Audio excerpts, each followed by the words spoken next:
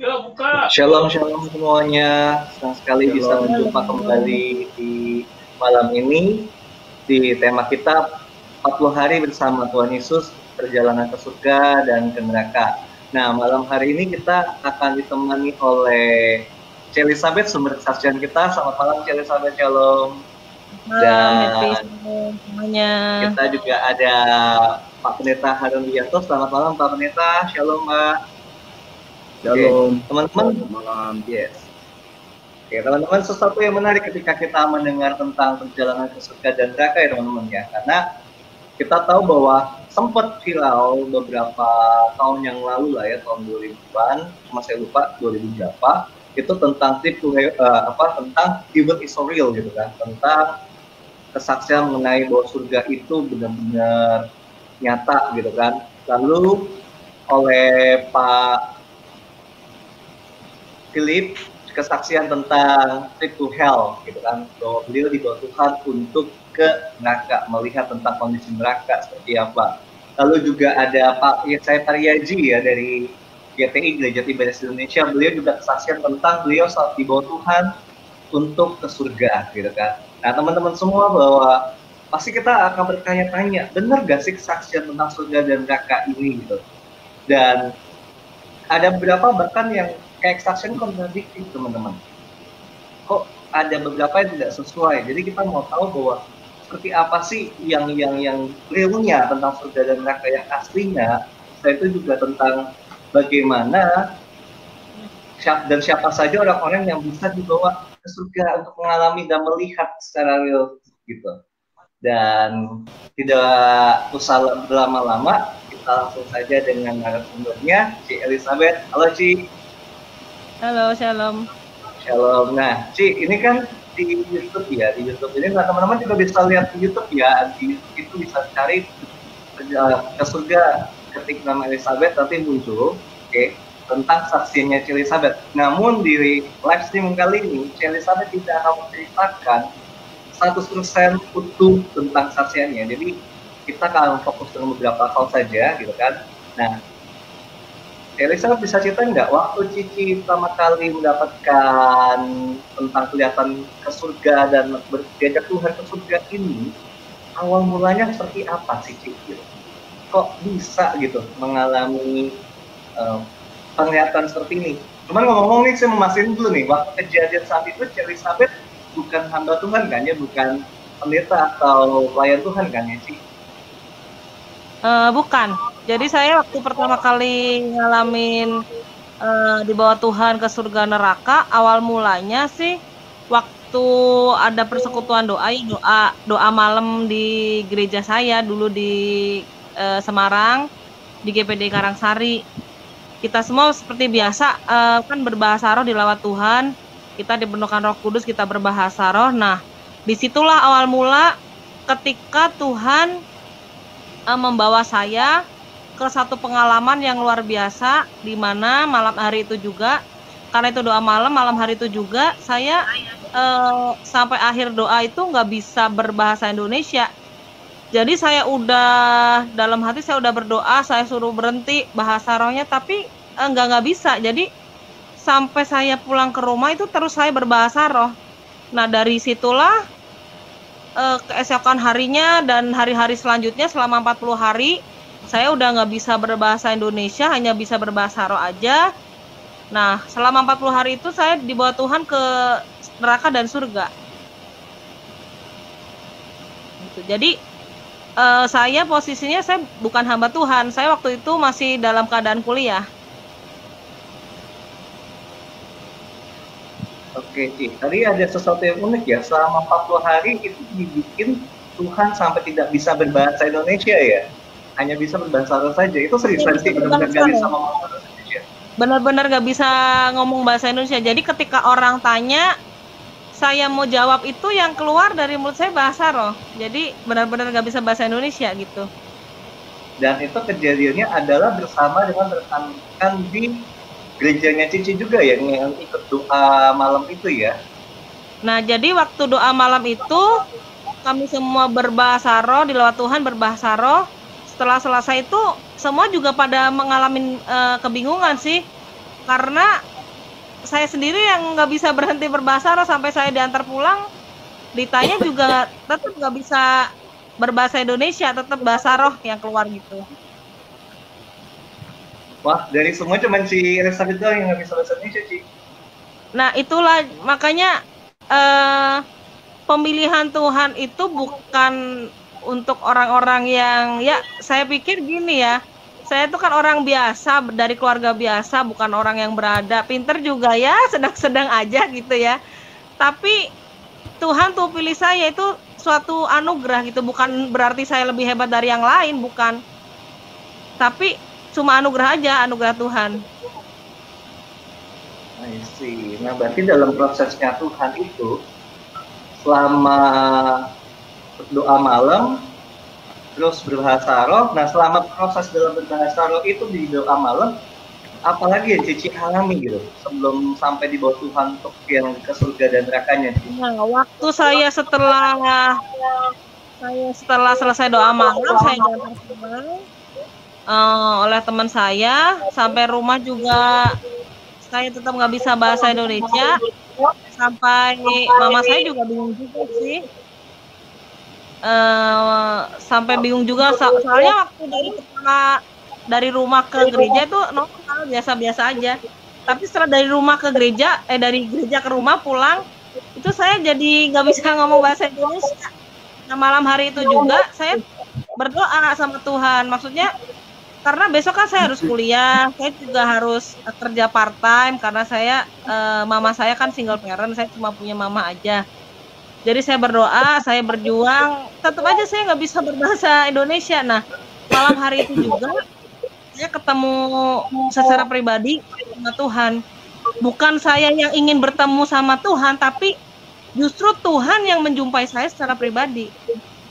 Jadi malam hari itu tatap muka gitu sih. Iya, secara kasat, jadi secara real. Jadi ketika saya doa, saya ada di depan meja belajar saya itu merasakan satu atmosfer yang berbeda ya, seperti kalau orang lewat daerah-daerah yang, mungkin orang bisa ngerasain ya, orang lewat yang daerah angker atau apa tuh ngerasain merinding gitu ya. Nah, saat malam hari itu juga saya ngerasain merinding, jadi saya pikir ada satu atmosfer yang kok beda dari sebelumnya gitu. Tapi perasaan hati saya sebenarnya tenang. Bukan kacau atau gelisah, tapi saya merasa tenang, tapi saya juga perasaan saya ada perasaan sesuatu yang lain. Dan di situ saya ketemu Tuhan secara pribadi. Tuhan datang, Tuhan hadir secara kasat mata. Oh. Dan bentuk penampakannya seperti apa sih? Bukan penampakan, sebentuk secara realnya yang ketika Tuhan Yesus apakah jadi ketika saya ngerasain satu atmosfer yang berbeda, saya tuh ada seseorang tuh yang memegang bahu saya, terus tangannya satunya ada di depan di meja belajar saya. Saya kaget, saya bingung, tadinya saya mau lari sih, soalnya kan itu suasana di malam hari ya, saya seorang diri di depan kamar. Saya pikir ada seseorang yang kok bisa masuk ke rumah saya gitu ya, padahal rumah terkunci, pintu jendela semua udah tertutup rapat sih. Cuma ini siapa yang ada di belakang saya kabur karena saya ngerasa takut juga kok tiba-tiba ada yang datang gitu ya. Waktu saya mau beranjak dari kursi, sesosok pribadi itu yang di belakang saya itu manggil nama saya. Nah, itu yang saya lebih kaget lagi karena pribadi ini tahu benar nama saya. Dia panggil Elizabeth, anakku gitu. Jadi saya bener-bener kaget gitu ya, mesti nyebut dia anakku gitu ya. Waktu saya berusaha menengok ke belakang, saya ngelihat secara nyata jadi Tuhan itu seperti apa gitu. Jadi pribadi ini juga yang mengenalkan pribadinya kepada saya. Saya ini Tuhan Yesus yang selama ini kamu sembah, jangan takut gitu. Jadi ketika saya ngelihat wajahnya, saya jelas ngelihat wajahnya, rambutnya, jubahnya, sampai saya tadinya yang mau kabur tuh nggak jadi kabur lagi, karena bayangin aja seseorang yang biasa ketemu pribadi raja di atas segala raja kan, orang yang istilahnya bukan siapa-siapa, tapi raja yang punya segala sesuatu itu, yang punya semuanya, raja di atas segala raja tuh hadir dalam pribadi saya. Saya lihat kakinya juga bukan kaki yang ngambang gitu. Kalau misalnya kita biasa secara pikir, ini jangan-jangan hantu atau apa nih, soalnya kok kakinya nggak napak. Ini bener-bener saya ngeliat secara real. Saya bisa pegang jubahnya, saya bisa pegang tangannya, saya dipeluk Tuhan. Bahkan saya bisa ngeliat lubang paku di tangannya gitu. Nah, itu dari mana Cici yakin bahwa dilihat itu adalah benar Tuhan dan bukan iblis gitu? Karena kan ada lubang paku. Karena ada lubang paku di pergelangan tangannya. Orang kan biasa kalau lihat lukisan Tuhan Yesus disalib, itu lubang pakunya di telapak tangannya, bukan, ada di pergelangan tangannya. Jadi saya juga sendiri sampai seakan-akan, aduh ini bener nggak ya? Jadi saya sendiri memasukkan jari saya ke lubang paku di tangan Tuhan Yesus. Jadi Tuhan Yesus sendiri bilang, aku ini Tuhan Yesus yang selama ini kamu sembah. Jadi disitulah saya kembali ngalamin juga kasih Bapak yang istilahnya udah hilang ya dalam hidup saya, karena saya udah gak punya papi lagi. Saya ngalamin perjumpaan pribadi dengan Tuhan, saya dipeluk, saya nangis. Tapi tetap aja setelah Tuhan Yesus udah nggak ada lagi, pergi, tetap aja saya nggak bisa berbahasa Indonesia. Itu mulanya dari situ. Yang membuat saya nggak pernah lupa gitu ya seumur hidup saya itu. Nah, berarti sama Tuhan Yesus itu, setelah kita bertemu dengan Tuhan Yesus itu, Cici ngomongnya tetap dengan bahasa roh gitu. Dan Cici mengerti apa yang Cici ngomong. Tetap dengan bahasa roh. Jadi, seperti saya ngomong bahasa Indonesia, tapi yang keluar bahasa roh. Gitu. Dalam hati saya pengen ngomong ini nih Tuhan, pengen ngomong bahasa Indonesia ini, tapi yang keluar bahasa roh. Tapi, sesungguhnya ketika saya berjumpa pribadi dengan Tuhan itu, bayangin ya, orang kalau udah ketemu sama Tuhan, apa sih yang mau diomongin, kan nggak ada gitu. Terpesona aja, terkagum-kagum, cuma bisa terpana, terpesona. Oh, ini sosok Tuhan Yesus yang selama ini saya sembah, yang saya percaya gitu ya. Sungguh-sungguh dia tuh hadir menjumpai saya gitu ya. Padahal saya tuh bukan siapa-siapa, tapi Tuhan tuh mau hadir menjumpai saya. Gitu. Keren. Nah, dari peristiwa bertemu Tuhan Yesus itu tadi bahasa rohnya masih belum bisa hilang, apalagi yang terjadi sampai dibawa ke surga dan neraka gitu. Iya, jadi selama 40 hari bahkan saya nggak bisa diproses Tuhan itu, saya nggak bisa makan, nggak bisa minum. 40 hari tidak makan, tidak minum sih? Enggak, cuma pada hari ke-21 karena kering ya, karena bibir kering ya, saya mengoleskan air gitu di bibir karena udah pecah kan, bibir udah mulai udah kering banget. Tapi dari pihak keluarga tidak maksudnya keluarga dan kerabat tidak berpikir bahwa ini jangan-jangan ada masalah dengan jiwa atau apa gitu. Tapi semuanya benar-benar ya dari keluarga, respon keluarga bagaimana gitu dengan terhadap kondisi yang sampai tidak bisa makan. Waktu saya ngalamin itu sih, saya tetap kuliah seperti biasa. Ketika saya harus pergi ke tempat kuliah, saya jalan kaki. Jadi nggak ada satu aktivitas pun yang saya lewatkan. Saya tetap beraktivitas seperti biasa. Saya kuliah, saya naik tangga, turun naik tangga sampai lantai ke-4 ke-5 juga saya lakukan. Saya kuliah biasa, saya duduk di paling depan, duduk di bangku paling depan. Saya juga duduk di bangku paling depan. Nggak ada sesuatu yang saya hindari gitu, karena memang nggak bisa dihindari. Karena itu harus dikerjakan. Saya kerja part time juga saya kerja part time. Saya nggak harus ngelesin anak-anak, saya juga ngelesin anak-anak. Tapi luar biasanya, nah itu selama 40 hari itu Tuhan yang menjamin saya gitu. Tuhan menjamin saya, memelihara saya. Ya yang pasti sih ada yang menghina ya, hinaan, cercaan tuh ada yang ngatain kamu bisu, kamu sariawan, kamu udah stroke ringan dan lain sebagainya, banyak banget. Cuma yang paling bersyukur adalah mami sama adik-adik saya mendukung saya juga, rekan tim pelayanan saya, kakak rohani saya Pak Harun juga sangat-sangat mendukung saya gitu. Jadi disitulah saya ngerasain saya nggak sendiri gitu. Oke, jadi tetap stand strong karena ada yang mendukung ya, dari satunya Cici ya, dari keluarga orang terdekat ya. luar Iya. biasa sekali. Nah, ini bisa diceritain nggak Ci, waktu Cici dibawa Tuhan ke surga gitu kan, itu seperti apa sih sampai Tuhan bawa Cici ke surga dan surga itu kayak bagaimana sih gitu? Nah, saya pertama kali dibawa Tuhan sih bukan ke surga sih, bukan yang enak-enak dulu, tapi yang nggak enak dulu. Oh, Saya dibawa mana tuh? Tuhan pertama kali itu ke neraka. Wah, keren. Jadi ketika saya dibawa Tuhan tuh ke tempat yang mengerikan, yang sebenarnya pertama kali saya nggak tahu kok kenapa di sini banyak orang yang nangis, banyak yang orang yang bilang Tuhan ampuni saya mau bertobat. Saya juga terkaget-kaget, bingung gitu ya. Belum pernah saya ngalamin hal ini, tapi secara jelas itu saya alami. Dan saya bukan pingsan, enggak, tapi saya sadar ketika saya doa di kamar atau dimanapun saya berdoa, roh saya dibawa Tuhan, dan saya bukan orang yang hilang ingatan, bukan orang yang nggak sadar 100%.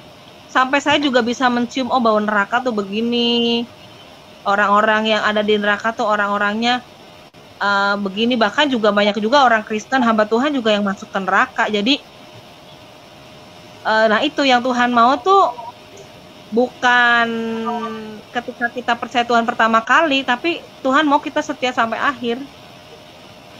Benar-benar, ini pertama yang saya mau klarifikasi dari Cici, kondisi dibawa Tuhan ke neraka itu dengan kondisi fisik juga masih sadar gitu ya, tapi bisa Masih melihat sadar. sesuatu yang tidak terlihat gitu ya. Iya, jadi saya sadar saya lagi doa. Saya sadar ada di rumah, saya sadar ada di gereja, tapi roh saya tuh ada di tempat lain. Jadi kayak rohnya Cici keluar dari diri Cici gitu ya, bawa Tuhan ke neraka gitu ya. Dan di neraka itu ada hamba-hamba Tuhan juga, orang-orang Kristen yang ada hamba-hamba Tuhan juga. Cici kenal gitu ya. Iya. Oh. Jadi neraka itu kan luas ya. Ini kayak warning ya, sama Tuhan bisa di neraka gitu, apalagi kita yang kan sama Tuhan gitu kan. Iya. Itu nggak salah lihat sih, dan kondisinya orang Kristen ada di neraka. Banyak sekali, bukan ada, banyak sekali orang Kristen yang masuk ke neraka. Nah, itu Tuhan ngomong-ngomong seperti apa sih Ci, waktu Tuhan kasih tunjuk hamba-hambanya orang-orang Kristen yang ada di neraka itu? Tuhan sempat ngomong apa nggak hal itu? Waktu di neraka sih pertama kali yang saya lihat kan di neraka itu kan luas ya, bagiannya masing-masing, ada yang bagian jadi kalau kita lihat dari sisi atas petanya itu gambarnya tuh seperti neraka itu bentuknya seperti organ tubuh manusia. Jadi ada bagian yang bentuknya ruangannya seperti kepala, leher, badan, jantung, kaki, sampai ke ujung-ujung jari itu semua terlihat dengan jelas. Dan tiap-tiap bagian tuh beda-beda. Ada yang orang Kristen, ada yang hamba Tuhan, ada yang orang yang memang nggak percaya Tuhan Yesus. Yang pasti kalau orang nggak percaya Tuhan Yesus yang pasti ya masukin neraka. Itu yang paling pertama memang ditunjukkan sama Tuhan. Ada orang yang pertama Kristen terus murtad, yang akhir hidupnya nggak percaya lagi sama Tuhan Yesus, ya nanti masuknya ke neraka. Ini menarik ya, maksudnya neraka itu bentuknya kayak organ, kayak badan manusia gitu kan. Iya. Wah, terus apa lagi Ci yang dilihat di neraka ini?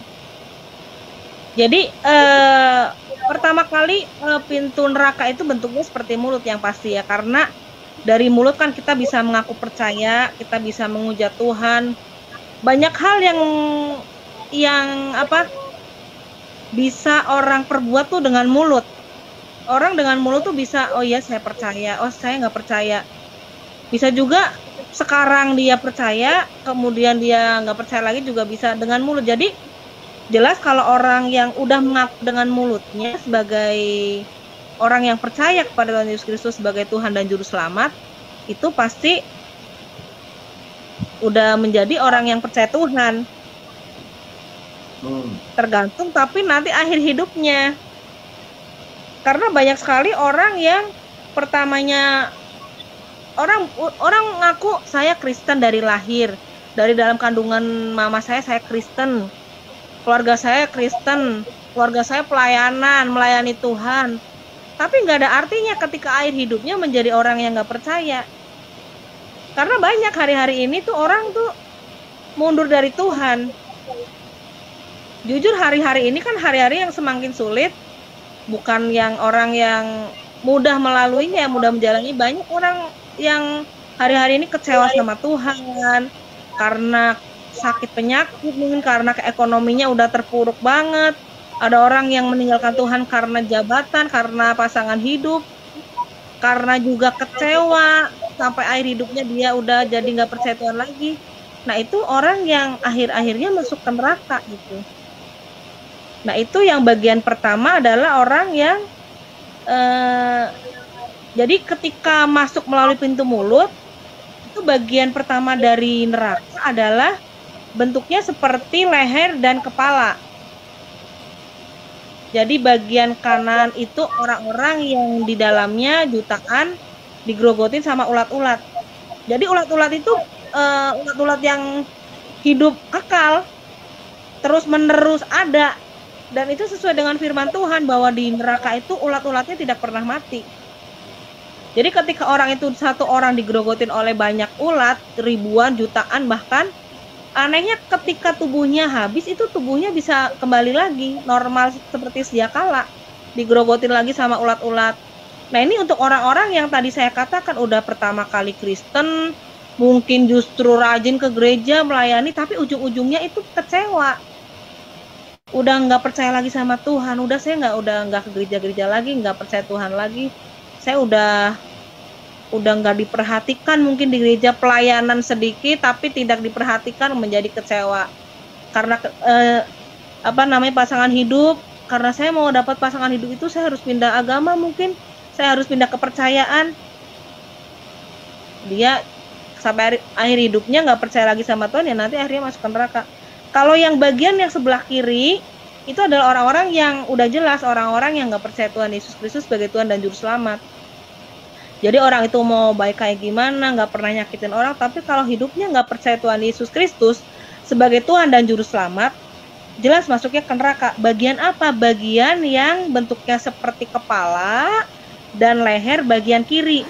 Nah itu di situ jutaan orang di dalam lautan api yang menyala dan apinya tidak pernah padam. Itu benar banget. Kata Alkitab juga gitu, nggak pernah padam apinya gitu. Jadi ada ruangan yang isinya memang api, ada ruangan yang kayak tadi ada ulat segala macam gitu sih. Jadi nggak semuanya api gitu ya. Iya. Nah itu bagiannya beda-beda gitu. Karena neraka itu kan luas banget ya. Nah Tuhan nunjukin seperti itu. Ini neraka ini bentuknya seperti ini, seperti organ tubuh manusia gitu. Nah ini waktu Cici diajak Tuhan ke neraka, ini didampingi Tuhan Yesus atau cuma sama malaikat doang atau sendirian aja atau bagaimana sih? Saya waktu di neraka itu yang jelas saya sendiri, tapi yang jelas Tuhan selalu ada sih, maksudnya selalu ada. Saya ketika jalan-jalan sendiri di neraka itu ada sinar kemuliaan Tuhan yang ada dalam melingkupi saya. Saya pertama ngalamin Tuhan ada di samping saya, tapi selanjutnya Tuhan ada suara Tuhan yang terus nuntun saya gitu. Oke. Jadi tadi neraka itu yang pastinya adalah orang yang tidak walaupun dia berbuat baik seperti apapun, selama dia tidak percaya dan mengakui Yesus Tuhan, dia langsung masuk ke yang lautan api kekal tadi ya. Tapi kalau dia sudah percaya Tuhan Yesus sebagai Tuhan dan Juru Selamat. Oke. Nah, sedangkan yang percaya Tuhan Yesus tapi dia hidupnya tidak sesuai dengan jalan Tuhan dan akhir hidupnya ternyata tidak sesuai firman Tuhan, dia ke ruangan yang sebelah kanan ya, yang tadi yang ada ulatnya segala macam gitu ya, Ci ya. Wah. Iya betul. Itu berarti setiap ruangan yang ada mata segala macam itu maksudnya bisa disampaikan nggak, Ci? Kenapa bisa berbeda-beda itu dan apa kaitannya dengan orang yang ada di ruangan tersebut? Sesuai dengan firman Tuhan, apa yang dikerjakan oleh anggota tubuhmu itu harus kamu pertanggungjawabkan di hadapan Tuhan. Jadi seperti itulah yang namanya neraka.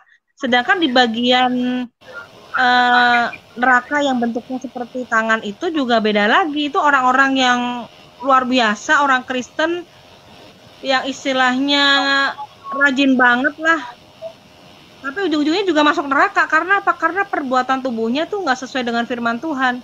Ada yang ke gereja yang sungguh-sungguh sama Tuhan, tapi ternyata di tempat lain melakukan perzinahan, melakukan kekerasan dengan tangannya, dengan matanya berbuat dosa, dengan kakinya pergi ke tempat-tempat yang nggak benar.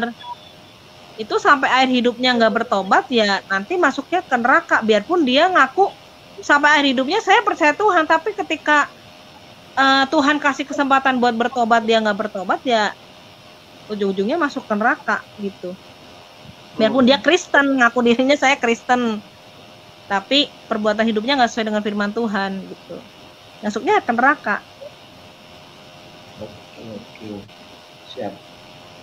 Thank you. Bagi para pemirsa yang menonton live streaming ini, jika ada pertanyaan atau ingin berkomentar, silahkan tuliskan di kolom komen. Nanti akan kami tampilkan dan akan kami bahas. Oke, thank you. Nah, dari neraka tersebut dibawa Tuhan kan ke surga kan sih, ya tadi biasanya. Yang kaki yang dulu baru yang baik gitu kan. Nah, yang surga itu jadi apa? Seperti apa sih yang Tuhan perlihatkan? Karena kan ada yang bilang surga itu cuma kayak istana, ada yang bilang surga itu aman, ada yang bilang surga itu ya pokoknya ruangan yang semuanya cuma dia sama Tuhan, jadi nggak ada bangunan, nggak ada ya apapun, cuma ruangan kosong dengan dia dan depannya tanah Allah. Nah, jadi surga yang Tuhan kasih ke Cici versinya seperti apa nih?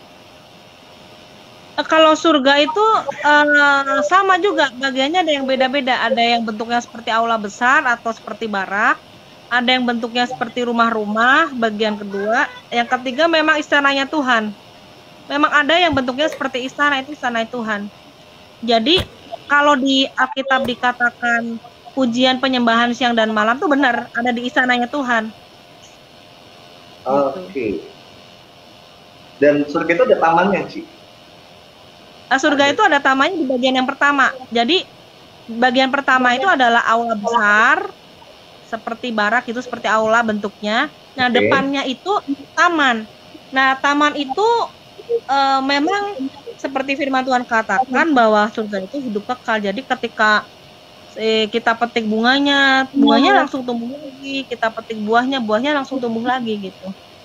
Jadi nggak ada kata-kata layu atau gugur atau mati ya, tapi benar-benar hidup kekal kalau di surga. Oke. Nah, yang Cici dibawa Tuhan ke surga ini setelah berapa lama dibawa Tuhan ke neraka, Ci? Ganti-ganti ya, karena kan surga itu juga luas juga ya, dan neraka juga luas juga sama. Jadi bergantian, saya dibawa ke neraka, lalu ke surga, lalu ke jalan-jalan ke neraka atau ke tempat yang lain gitu. Sih. Nah, di surga itu yang katanya di rumah Bapakku banyaklah tempat yang digambarkan sama orang, itu adalah setiap ada rumah-rumah untuk setiap pribadi kita. Itu benar banget. Atau itu bener banget. Jadi kalau yang pertama itu bagian barak atau aula itu untuk orang-orang yang percaya Tuhan Yesus sebagai Tuhan dan Juru Selamat, langsung meninggal, nggak ada proses hidup lagi. Contohnya saya nggak percaya Tuhan, tapi ketika sakit atau ketika akhir hidupnya disuruh percaya Tuhan, dia mengaku dengan mulutnya, harus dengan mulutnya percaya bahwa Tuhan Yesus sebagai Tuhan dan Juru Selamat, atau dalam hatinya karena orang itu mungkin sakit langsung meninggal. Nah, itu masuknya ke bagian aula atau yang barak besar. Kalau yang kedua, bagian yang rumah-rumah itu sesuai dengan yang Yohanes 14 ayat 1 itu ya, bahwa aku pergi kepada Bapa untuk menyediakan tempat tinggal bagi kamu kan. Itu benar bahwa di sana banyak tempat tinggal. Ada yang rumahnya kecil, rumahnya sedang, rumahnya besar. Ada yang belum jadi, ada yang udah jadi. Kalau udah jadi rumahnya berarti orangnya udah siap pulang. Kalau yang belum jadi berarti masih ada proses hidup yang harus dijalani gitu. Tapi yang rumahnya belum jadi itu dia tetap bisa pulang ke sana secara tiba-tiba kan, Cik? Atau dia dalam proses dulu kan rumah di yang jadi baru dia dipanggil Tuhan gitu. Jadi ketika kita percaya Tuhan itu seperti kita tuh meletakkan pondasi pertama untuk rumah kita di surga. Jadi ketika kita melakukan hal apapun, seperti yang Kolose 3 ayat 23 itu ya, melakukan apapun seperti engkau melakukannya buat Tuhan, itu tuh seakan-akan tuh kita sedang ngirimin bahan bangunan buat rumah kita di surga. Jadi bukan yang kita pelayanan kemana-mana yang banyak tampil di TV atau di mana, atau yang luar biasa fansnya, atau yang banyak melakukan mujizat dan lain sebagainya, itu rumahnya semakin besar di surga. Enggak, tapi Tuhan melihat apa yang kita kerjakan di dunia. Semakin kita tulus di hadapan Tuhan, semakin rumah kita besar di surga.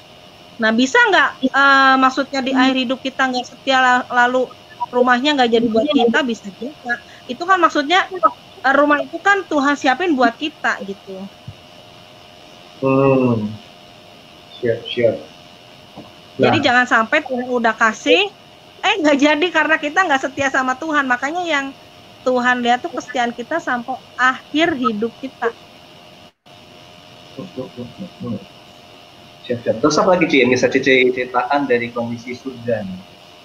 Kalau surga yang bagian terakhir adalah istananya Tuhan. Nah itu memang benar, kalau lantainya dari emas, dindingnya dari batu permata, itu bener banget. Terus bentuknya seperti kayak tangga-tangga gitu ya. Kalau kita gambarannya gini, kalau kita sedang nonton sepak bola di stadion besar tuh kan ada tangga-tangga ya yang buat kita nonton. Nah seperti itulah, mirip-mirip gambaran surga seperti itu ya, tangga-tangga. Nah di situ jutaan orang, banyak sekali orang-orang yang memuji memuliakan Tuhan siang dan malam tanpa lelah, tanpa capek gitu ya. Gimana mau capek kalau kita setiap hari ketemu Tuhan kan, sukacita, kita memuji Tuhan, kita menyembah Tuhan. Jadi bener banget yang dikatain firman Tuhan bahwa penyembahan siang dan malam tuh bener-bener ada di sana di surga gitu. Nah, terus dengan ada beberapa orang yang melihat yang berkata bahwa Tuhan itu suka mengumpulkan anak-anaknya ketika kita doa, katanya roh kita juga ada di sana sebenarnya gitu ya. Dan itu memang terlihat juga di itu nggak sih, atau bagaimana? Bisa jadi ketika kita, memang jadi ketika kita sedang menyembah Tuhan, itu tuh ya kita tuh yang ngalamin surga itu sendiri sebenarnya. Tuhan tuh juga udah bukain tentang surga itu sendiri ke kita anak-anaknya. Jadi ketika kita doa ya udah kita ada di hadirat Tuhan, kita ada istilahnya surga kan hadirat Tuhan gitu ya. Ada di depan Tuhan, ada berkumpul sama Tuhan, kita nyembah Tuhan di situ. Oke. Ada pertanyaan dari Vini Fionita. Bagaimana dengan orang yang rumahnya belum selesai tapi dia sudah dipanggil Tuhan? Oke, gimana nih Ci? Biasanya kalau orang dipanggil Tuhan rumahnya udah jadi sih. Kalau belum jadi berarti belum selesai tugasnya. Jadi nggak akan dipanggil pulang Tuhan. Gitu. Oke, semoga bisa menjawab ya Vini ya. Dan jika ada rekan-rekan yang ingin komen, ingin bertanya, silakan komen, nanti akan dibahas. Oke, kita lanjut lagi. Nah, selain itu apalagi yang Ci Elizabeth lihat nih yang di surga ini? Apalagi nih, soal neraka atau soal surga? Yang di surga. Kalau yang di surga ini, Ci, kondisi surga seperti apa lagi sih? Kalau surga, yang pertama jelas itu ya, rumah-rumah bentuknya, istana. Kalau yang di bagian depan, bagian pertama dan kedua dari surga itu lantainya bukan dari emas, jadi lantainya seperti pasir kaca. Oke, nah, kalau yang lantainya emas itu khusus istananya Tuhan aja. Oke. Enggak semua surga dari emas, enggak. Cuma bagian pertama, kedua pasir-pasir kaca, lalu istananya Tuhan itu dari emas. Oke. Nah, pertanyaan selanjutnya Ci. Kalau surga, jadi tadi kan Cici bilang bahwa buah di surga itu bisa kita petik gitu kan. Apakah memang bisa kita makan juga? Dan Cici makan saat itu? Waktu saya ngalamin proses dari Tuhan 40 hari itu, saya dikasih kesempatan untuk makan sih.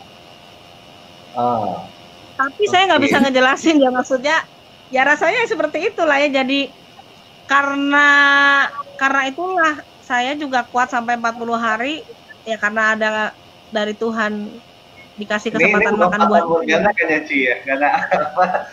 Saking jadi banyak makannya. Bukan. Emang sih ya, banyak orang yang gini ya, surga tuh ada nggak sih, neraka tuh ada nggak sih gitu kan. Yes. Orang banyak sekali yang istilahnya kok nggak masuk akal ya ada surga dan neraka. Ya memang seperti itulah, kalau misalnya Tuhan bisa kita pikirkan dengan pikiran manusia, saya juga akan ikut Tuhan. Karena Tuhan tuh nggak bisa dipikirin dengan pikiran kita manusia. Dia tuh maha kuasa itu. Dia yang punya segalanya, punya surga, punya segalanya. Makanya orang-orang yang terbatas dengan pikirannya juga dia nggak akan ngalamin lebih yang dari Tuhan. Menurut saya gitu. Jadi orang-orang yang sekarang mulai firman Tuhan, dia pikirannya maksudnya terbentur dengan pikirannya, pola pikirnya yang salah, lebih baik hari-hari ini berserah sama Tuhan, minta Tuhan pimpin supaya dia pikirannya diselaraskan dengan pikiran Tuhan gitu.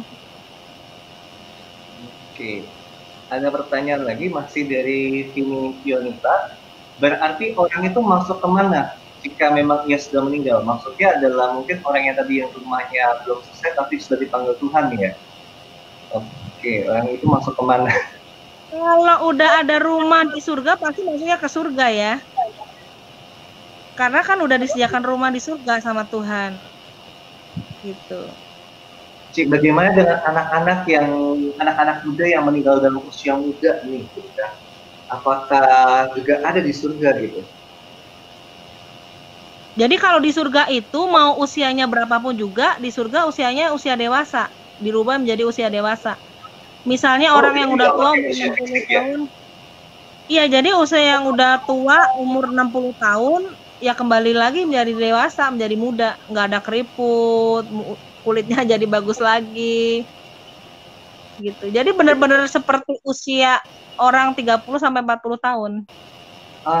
Jadi nggak dengan tampang kayak misalkan dia baru 11 tahun gitu kan, masih 11 tahun enggak ya langsung. Dia akan diubah menjadi usia dewasa di surga. Karena Tuhan ngelihat secara umur rohani.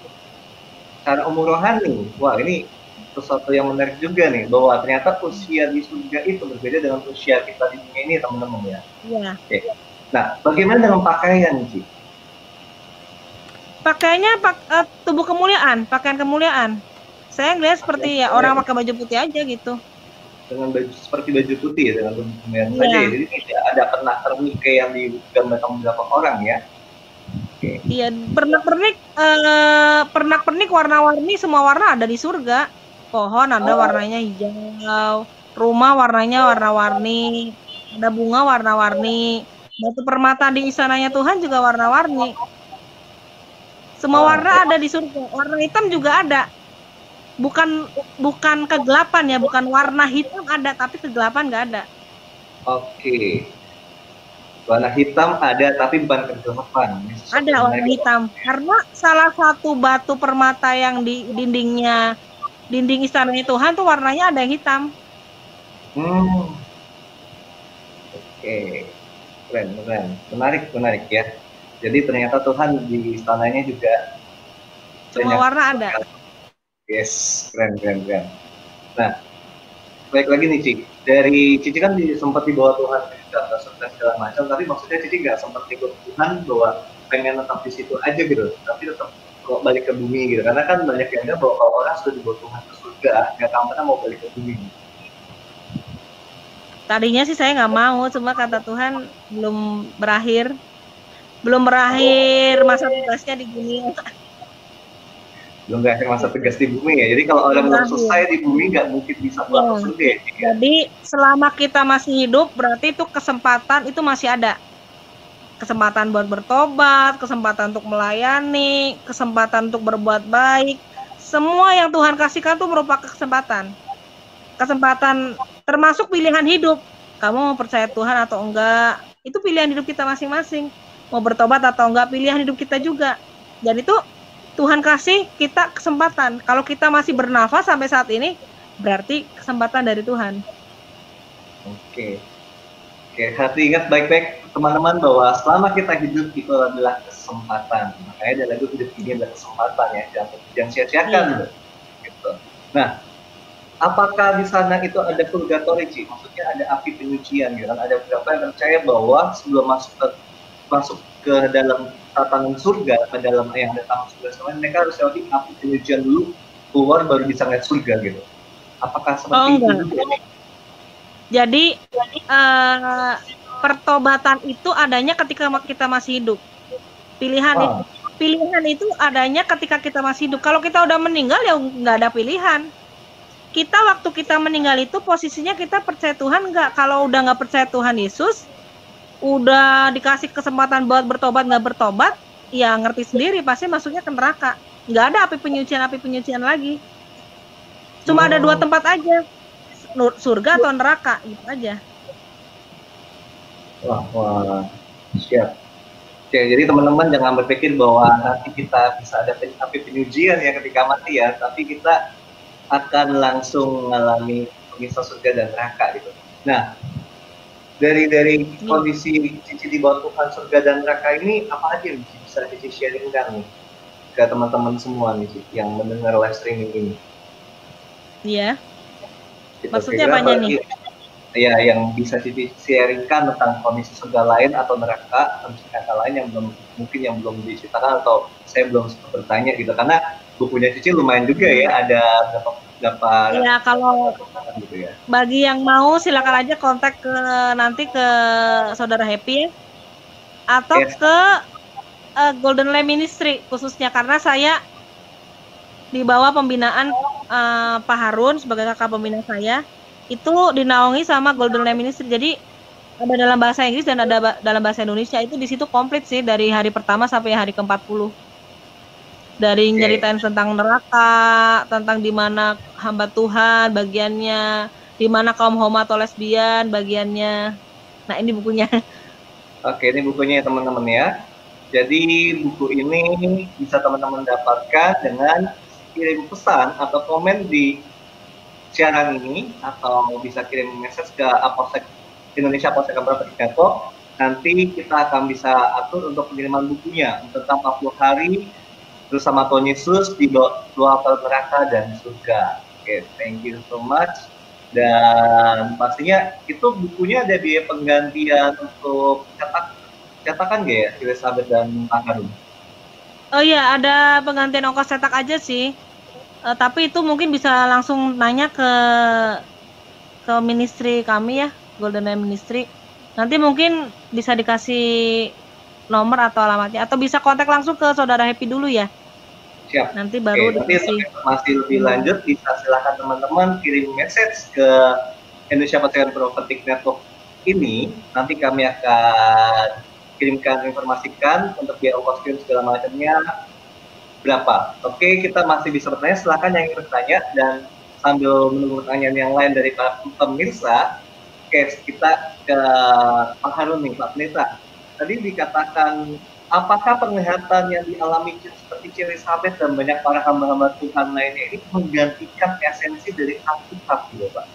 Karena banyak yang, ada orang yang berkata bahwa Alkitab itu udah valid, gak perlu ada penglihatan lagi gitu. Itu gimana ya, Pak? Yang terakhir, sorry ada putus-putus. Soal eksistensi dari Alkitab, betul. Jadi apa yang dialami Elizabeth itu persis apa yang dialami oleh Yohanes, Rasul Yesus. Rasul Yesus ini, kalau saudara mau lihat di dalam nubuatan Yesus yang diungkapkan dalam Injil Yohanes pasal 21 menyebut begini, untuk Rasul Yohanes ya.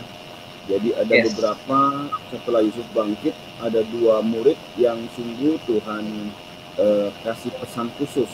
Pertama buat Petrus, kita lupakan Petrus. Kedua buat Yohanes. Di ayat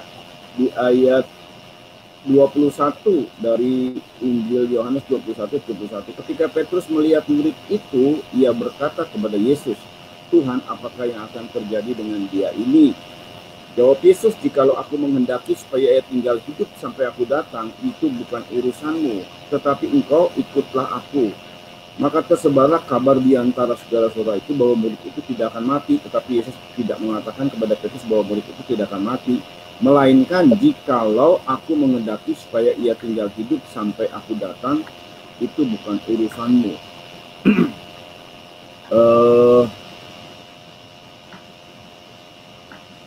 Halo?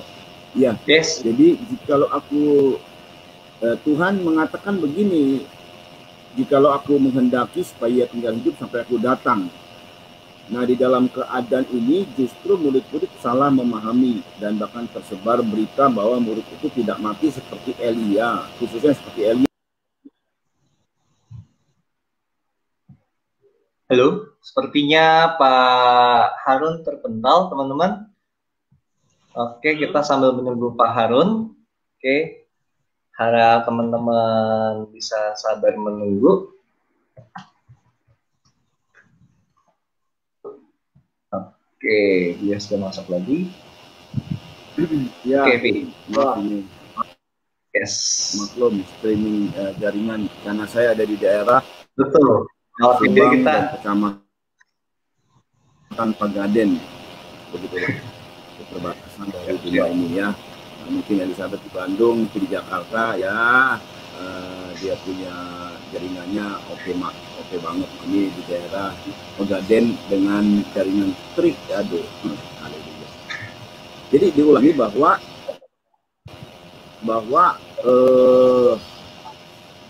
Tuhan mengatakan jika aku menghendaki ia hidup sampai aku datang bukan urusanmu. Tetapi murid-murid salah menafsirkan, menganggap bahwa Yohanes ini tidak mati.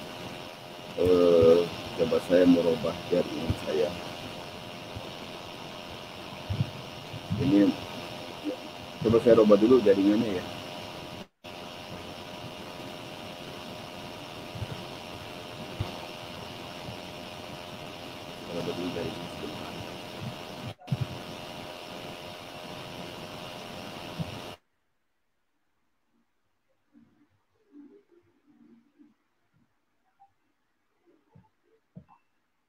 Oke, teman-teman, sambil menanti, ada satu pertanyaan lagi, Ci Elizabeth.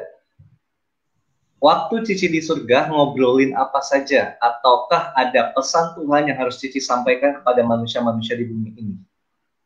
Sambil menunggu Papi Harun, bisa diceritakan, Ci? Surga banyak banget ya yang diobrolin ya, segala saya tanyain, makanya saya bisa tahu rumah ini kenapa ada yang besar, ada yang kecil, itu semua dari obrolan saya sama Tuhan.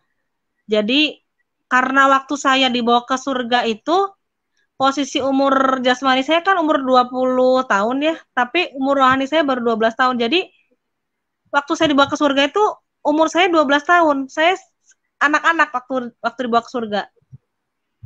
Jadi banyak hal yang saya obrolin, ada yang kenapa rumahnya beda-beda, kenapa banyak kali. Tapi yang pasti sih Tuhan bilang waktu saya pengen tetap di surga, nggak pengen pulang, maksudnya nggak pengen pulang ke bumi, Tuhan bilang waktumu belum selesai, yang pertama. Yang kedua, beritakan kepada siapa saja yang kamu jumpai bahwa surga dan neraka itu benar-benar ada.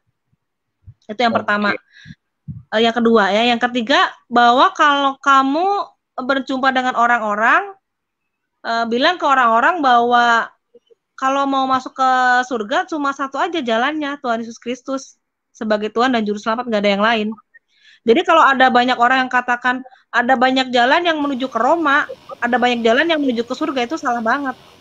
Karena cuma Tuhan Yesus kan yang punya surga, jadi cuma Tuhan Yesus Kristus yang menjadi pintu dari surga, menjadi jalan kebenaran dan hidup. Pintunya itu Tuhan Yesus Kristus sendiri. Jadi kalau mau masuk surga ya melalui Tuhan Yesus Kristus sebagai Tuhan dan Juru Selamat. Dan yang selanjutnya adalah setia sampai akhir. Jadi pertahankanlah iman percayamu itu sampai akhir. Dan yang terakhir adalah iman percaya. Karena udah jelas banget di Alkitab juga udah dikatakan, adakah iman di bumi ketika aku datang? Nah itu berarti kan pertanyaan yang nantinya Tuhan akan tahu bahwa banyak orang-orang yang istilahnya mengaku dirinya anak Tuhan tuh akan banyak orang yang mundur kan? Banyak orang yang udah gak percaya lagi sama Tuhan. Makanya Tuhan bilang setia sampai akhir. Pertahankan iman percayamu sama Tuhan Yesus Kristus sebagai Tuhan dan Juru Selamat.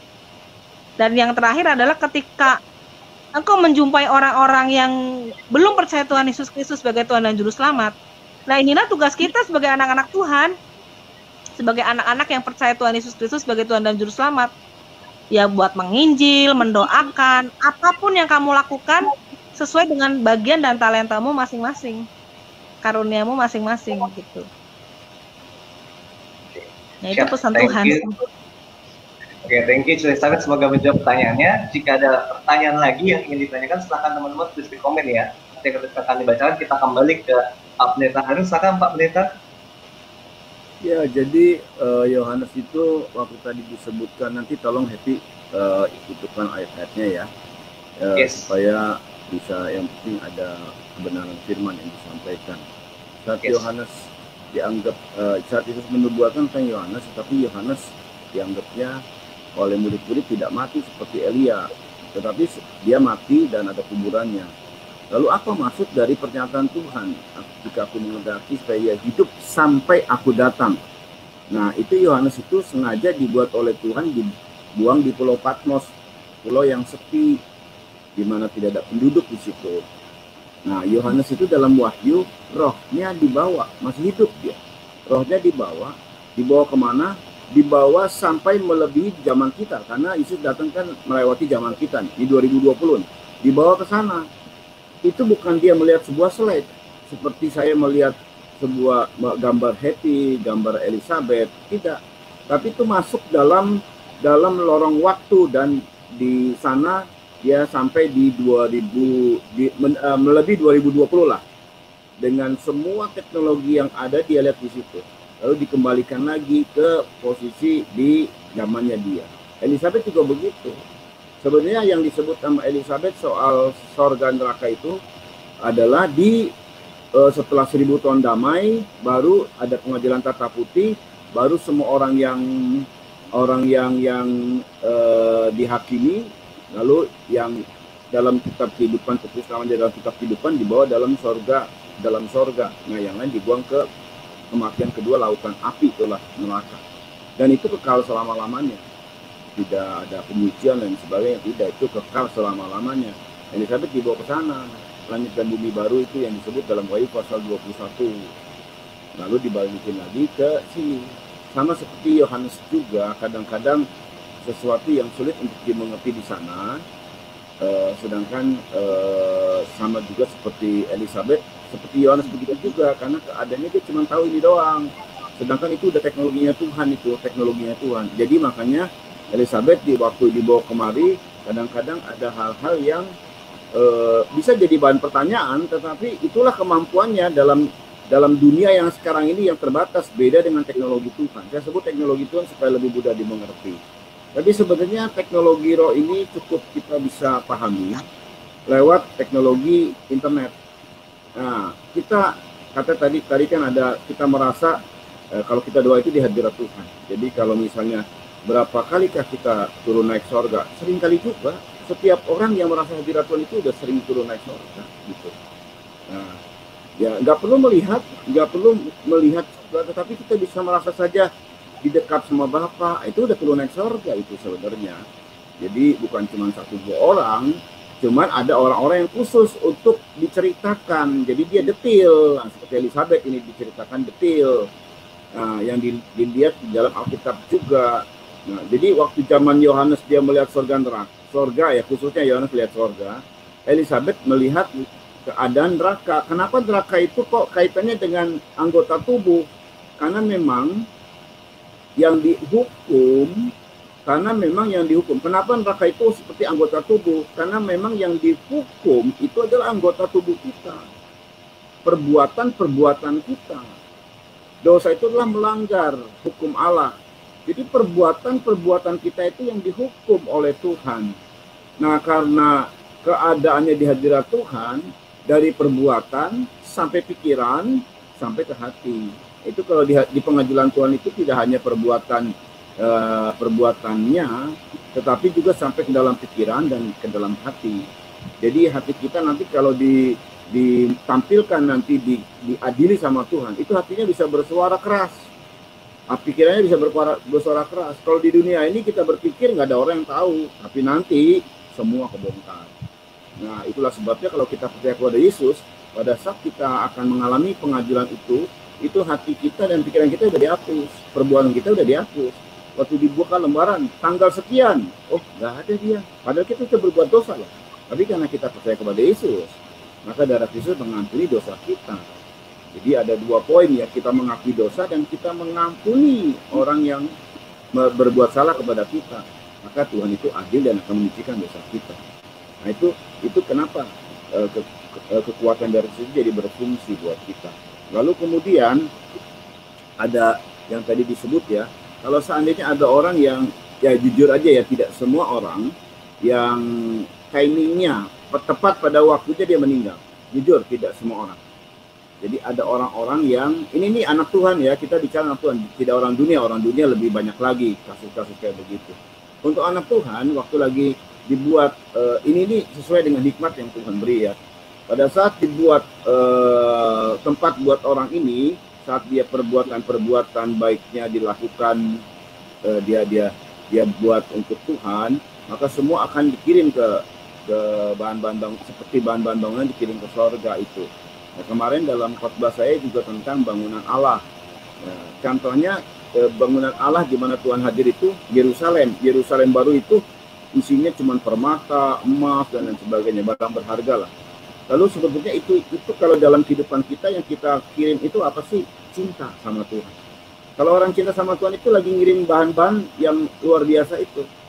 Yang permata, kan ada orang yang membangun di atas dasar Yesus Kristus, entah membangun kayu, rumput kering dan jerami, atau logam-logam mulia, emas, perak, dan permata. Nah, emas, perak, dan permata itu satu poin saja, cinta sama Tuhan. Jadi kalau kita melayani, kita beribadah, bahkan perbuatan aktivitas kita itu didasarkan cinta sama Tuhan. Karena Yerusalem baru itu yang diumpamakan sama Tuhan adalah mempelai Tuhan.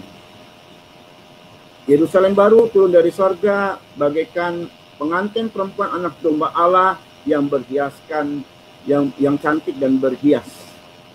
Jadi pengantin itu, jadi gambaran Yerusalem baru itu, gambaran rumah Tuhan, gambaran bangunan rohani itu adalah pengantin Tuhan yang Tuhan mau. Lah orang pengantinan itu cuma satu poinnya, cinta.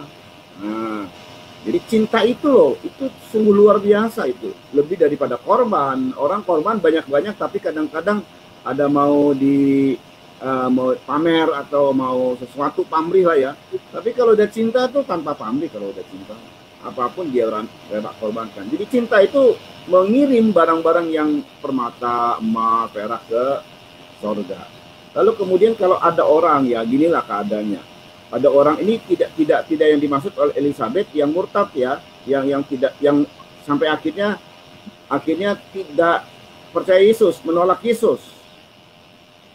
Ini pasti masuk neraka yang ini. Jadi akhirnya itu menolak Yesus, itu ketipu sama iblis seperti Yudas Iskariot lah. Itu akhirnya masuk neraka. Tetapi bagi orang-orang yang memang karena salah, kecewa sama Tuhan, lalu kemudian karena ulahnya sendiri, maka dia akan mengalami keadaan pencobaan yang bisa juga merenggut nyawanya. Karena begitu ulahnya sendiri pada saat dia kecewa sama Tuhan, Tuhan itu selalu jaga, Tuhan itu selalu lindungi. Tetapi kalau dia kecewa sama Tuhan, dianya yang lari dari Tuhan. Kalau lari dari Tuhan, tidak ada dalam jalur anugerah Tuhan, itu diancam sama iblis. Iblis ini kan disebutnya pembunuh manusia. Karena pada saat tidak mengalami tidak dalam lindungan Tuhan, dia bisa lari karena kecewaan, kebenaran diri sendiri. Ya, jadi keadaan ini yang membuat akhirnya orang ini bisa.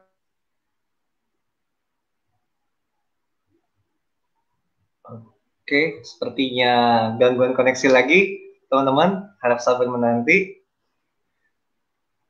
Oke, jadi harap dimaklumi ya teman-teman ya, karena memang Pak Pendeta Harun ini dari berada di lokasi Subang, jadi koneksinya terus nyambung dulu teman-teman. Ada yang putusnya di mana? Ada yang putus di mana?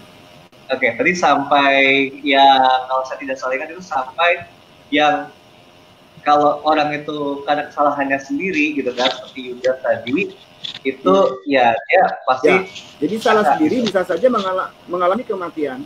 Ya, mengalami kematian, tapi di tengah sebelum dia meninggal dia bertobat loh. Rumahnya kan belum selesai. Lalu bagaimana? Ya itu langsung dikebut lah, kira-kira begitu. Jadi itu kerugian dari dia sendiri, kerugian dari orang itu sendiri. Nah, gitu sebenarnya. Tapi masuk surga kan ya begitu.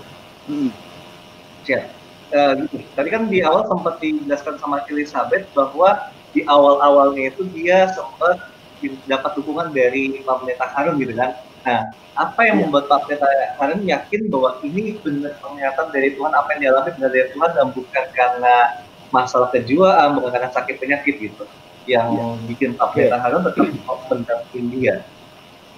Ya, ini waktu itu Elizabeth di tahun 2001 kurang lebih ya, ada di Semarang, saya ada di Pagaden tempat saya. Kami jaraknya jauh.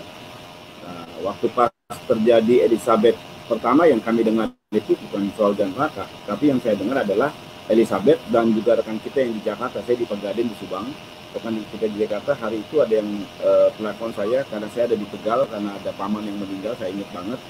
Telepon saya sama adik rohani saya Yuswanti, kok ini Elizabeth, kalau nggak salah ada lagi 2 orang di ministry kami ya, 2 orang, mereka sejak tadi pagi bangun berbahasa roh dan tidak berhenti, berbahasa roh dan tidak berhenti. Saya orangnya sih lurus-lurus aja, saya juga dikuatkan dengan firman pengajaran, jadi nggak terlalu ngeroh juga, seimbang lah kira-kira. Wah, ini menurut saya tidak boleh berbahasa roh, ya bisa berhenti lah. Oke, tetapi kemudian adik ini telepon lagi, kok yang berhenti 2 orang berhenti, tinggal Elizabeth. Nah, waktu itu saya nggak ngerti, karena saya ada urusan, jadi 3 hari kemudian kalau saya nggak salah, 3 hari kemudian saya kembali, karena itu di Tegal, 3 hari kemudian saya kembali ke Pegadaian, ke Subang, lalu saya telepon. Nah, karena dia berbahasa roh, saya juga berbahasa roh, sama-sama kita berbahasa roh dalam telepon. Cuman bahasa roh saya, bahasa roh menyerang, karena hati saya menyerang. Akhirnya ada roh jahat segala macam. Tiba-tiba Tuhan bilang sama saya, stop, kamu jangan lagi nyerang dia. Nah, ini kehendakku. Nah, kalau Elizabeth, ini kita tidak konfirmasi. Nanti konfirmasinya itu sekian tahun kemudian. Bayangin, Elizabeth tidak konfirmasi, cuman Elizabeth dapatnya 40 hari. Saya pakai firman. Nah, gitu. Jadi Elizabeth dapat dari roh, saya dari firman. Karena tidak bisa berbahasa Indonesia, dia nggak bisa ngomong kok saya akan 40 hari prosesnya. Enggak, saya nggak ngerti. Tiba-tiba, cuman dia waktu saya ngomong bahasa Indonesia dia nggak ngerti. Nah gitu, cuman waktu mengucapkan tidak bisa bahasa Indonesia. Saya waktu pakai bahasa roh, saya terus berdoa kepada Tuhan untuk terkonek dengan Tuhan supaya saya bisa menerjemahkan apa yang dimaksud Elizabeth. Jadi pada saat saya berbahasa roh, kok roh kita nggak ngebentur, kok klop roh kita. Makanya Tuhan bilang stop, ini kehendakku. Lalu saya lihat nggak bisa sembarang saya terima. Nah, jadi saya ngomong Elizabeth gini, Dek, saya tunggu 40 hari Dek, karena saya ingatnya angka proses itu 40 hari. Dia juga nggak bilang proses. Wah, saya juga nggak tahu, tiba-tiba muncul 40 hari seperti Musa 40 hari, Yesus dituai 40 hari, angka 40 hari cukup angka keramat lah ya, angka-angka yang dikenal lah sama kita. Saya tunggu 40 hari, karena 40 hari jadi 1 tahun, satu hari 1 tahun jadi 40 tahun. Nah, jangan sampai 40 tahun ya, 40 hari.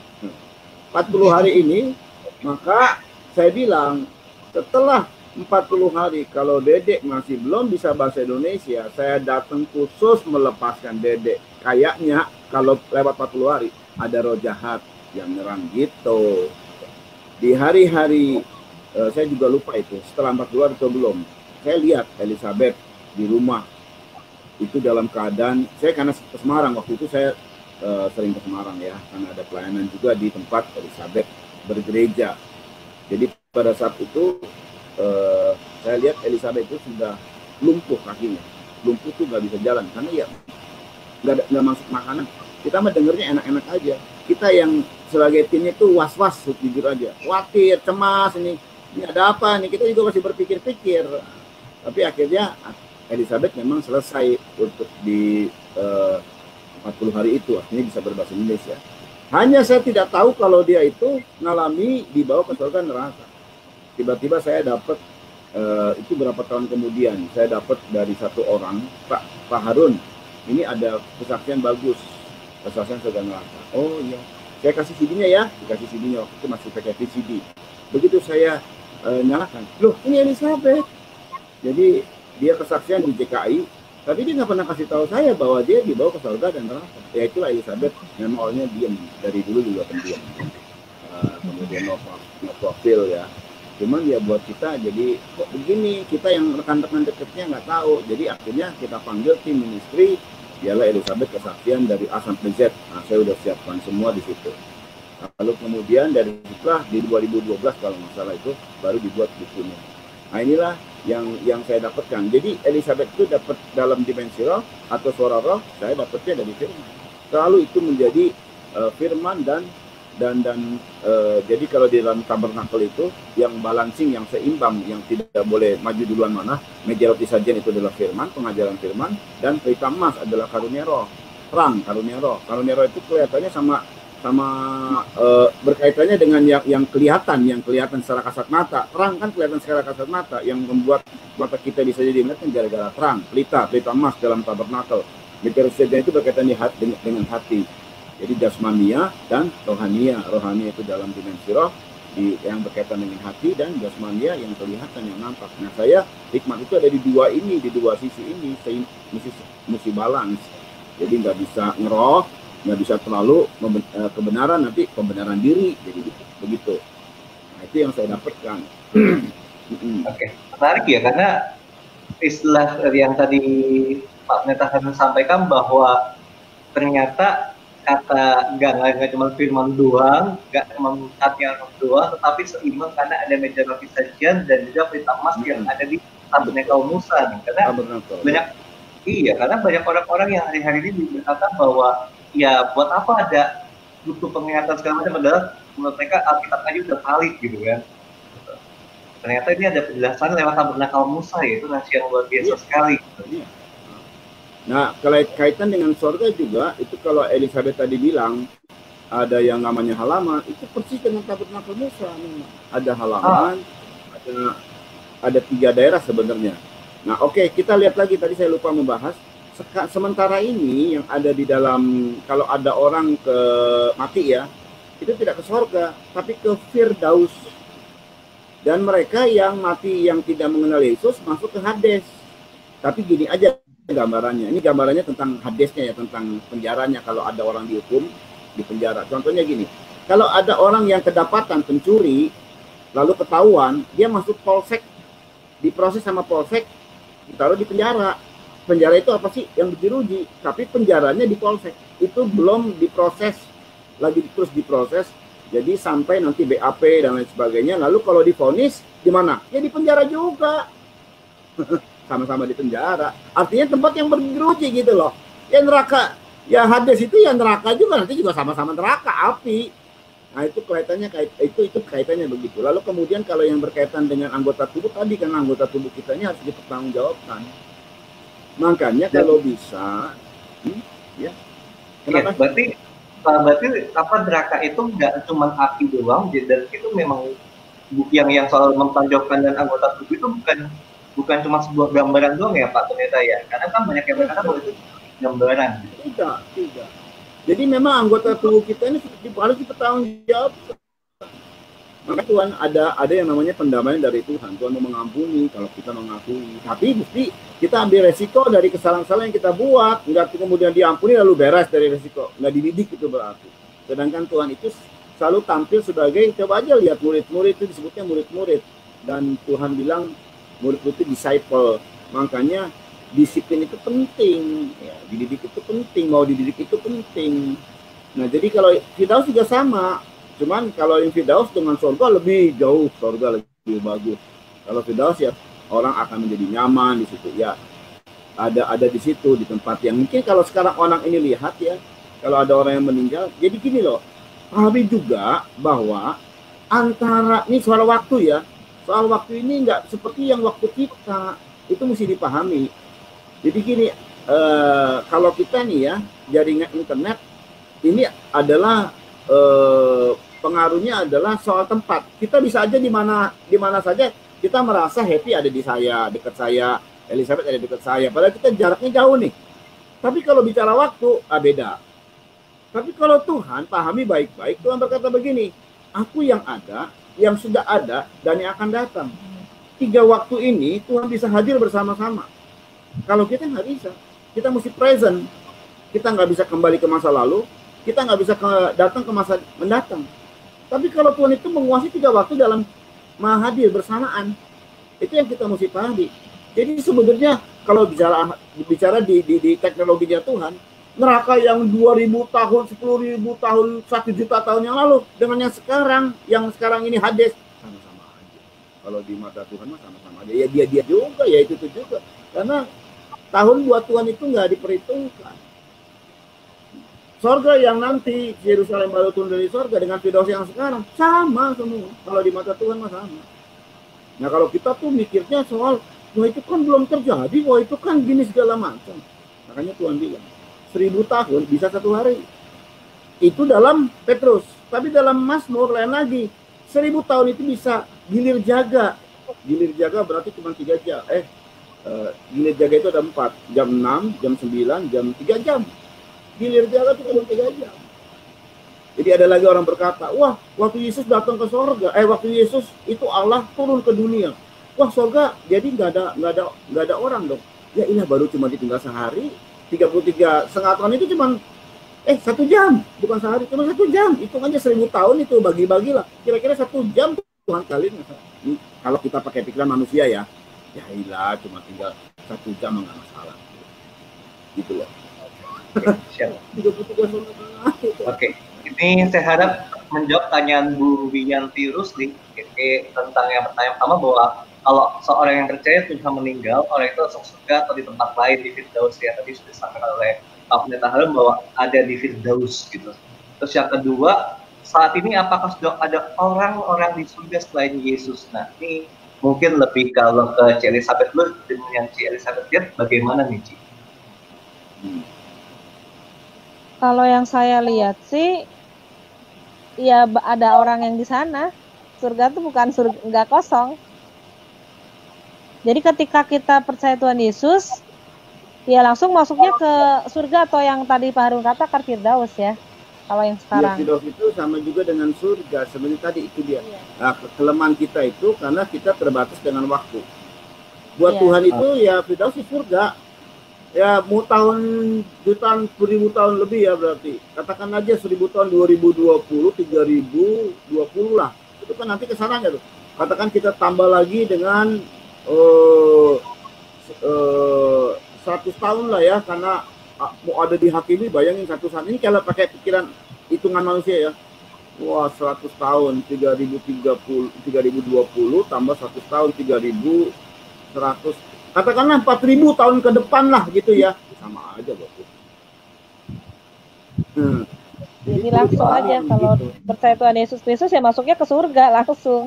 Iya, ya itu dia sama juga Firdaus ya sama dengan surga. Yang neraka gitu juga di polsek, penjara polsek sama juga penjara Nusa Kambangan. Orang diputus hukuman kan penjaranya Nusa Kambangan tuh yang besar-besar. Sama di jeruji juga gitu. Nah, gitu ya. Sama neraka juga, api-api juga gitulah. Nah, seperti itu sebenarnya. Siap, thank you. Ada lagi tuh para pemirsa yang ingin masih bertanya, silahkan tulis di komen, nanti akan dibacakan dan akan dijawab atau disangka. Oke, kita lanjut lagi Pak Pendeta sama Ci Elizabeth. Jadi pertanyaannya lagi adalah tadi seperti Pak Pendeta sempat katakan bahwa karena sebenarnya semua orang itu bisa gitu melihat, tapi ada orang tertentu yang memang Tuhan pilih untuk melihat secara detail gitu kan, karena ada tujuan khususnya gitu. Nah bagaimana kita mengetahui ini Pak? Karena bisa aja orang mengaku gitu kan. Bagaimana kita bisa mengetahui bahwa susah. Gini ya. Cara kita biasanya tadi saya bilang kalau Elizabeth dengan ini contohnya di dalam tentang karunia atau tentang penglihatan, tentang nubuat, itu selalu 2 saksi. Itu pasti Tuhan akan kirim 2 saksi. Lihat aja contoh seperti Yusuf itu mimpi 2 kali. Nebukadnezar, jadi Firaun mimpi 2 kali. Atau ada 2 saksi. Jadi Tuhan bilang kesaksian itu menjadi teguh kalau ada 2 saksi. Nah gitu loh. Elizabeth dengan saya yang jaraknya berbeda, di antara tempatnya beda gitu. Lalu karunia pun beda, dia dalam dimensi roh dia dengar, kalau saya firman Tuhan. Tapi semuanya sama, 40 hari misalnya salah satu contoh seperti itu. Dan selalu begitu terjadi, di tim kami selalu begitu terjadi. Nggak mungkin 1 saksi, 2 saksi.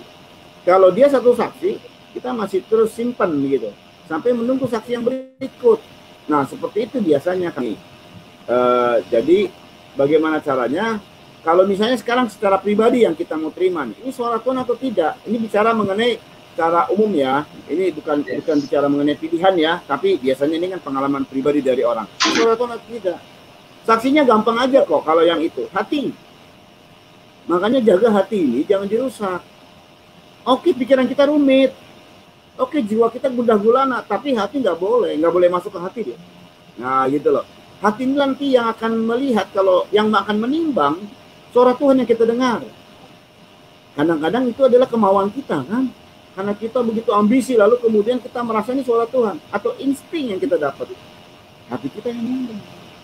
Makanya ya, pelatihan itu mulai dari, kita udah biasa nih. Sebetulnya udah terbiasa. Waktu saya berdoa aja lah ya, berdoa. Saya enak kok, rasanya kok damai di hati ya. Nah, saya merasa hadirat Tuhan. Ini bukan orang-orang yang dapat karunia penglihatan lah ya. Kita merasa damai, asik banget nih. Atau di tempat ini saya merasa damai, atau waktu ini saya merasa damai.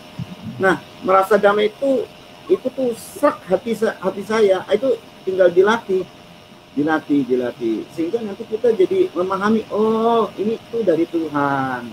Oh ini dari pikiran saya. Lihat itu di hati. Makanya hatinya jangan dirusak.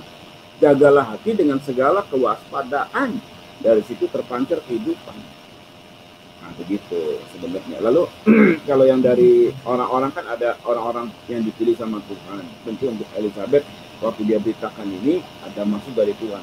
Soal pilihan Tuhan, kalau khusus untuk seperti Elizabeth gini ya, itu bagiannya Tuhan. Gak bisa kita, Tuhan saya tolong dipilih dong, harus jadi gini. Gak bisa, itu maunya Tuhan. Itu hak mutlaknya Tuhan. Saya pilih, jadi dalam ayat begini. Ada yang Tuhan pilih menjadi alat yang kurang berguna. Ada yang Tuhan pilih menjadi alat yang berguna. Artinya dalam kondisi alat itu pemakaian ya, dipakai ya. Artinya kalau gampangnya gini. Ada orang yang gembala cuma 5 jiwa, ada gembala 1000 orang. Itu pilihan Tuhan itu. Jangan kemudian kita ngotot, ada yang dapat 1 talenta, ada yang 2 talenta, ada yang 5 talenta. Gitu loh. Jangan kita ngotot banget. Gitu ya. Itu haknya Tuhan. Setiap orang yang pekerjamu 1 talenta, 2 talenta, 5 talenta, menyenangkan Tuhan itu nomor 1 buat Tuhan, itu menyenangkan Tuhan. Sedikit banyak orang yang kita layani, yang penting kita menyenangkan Tuhan. Itu yang paling penting dalam pelayanan itu.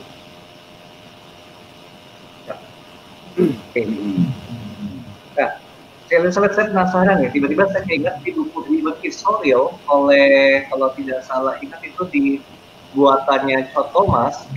Ini buku sempat fenomenal sekali ya pada musimnya saat itu buku sangat fenomenal sekali.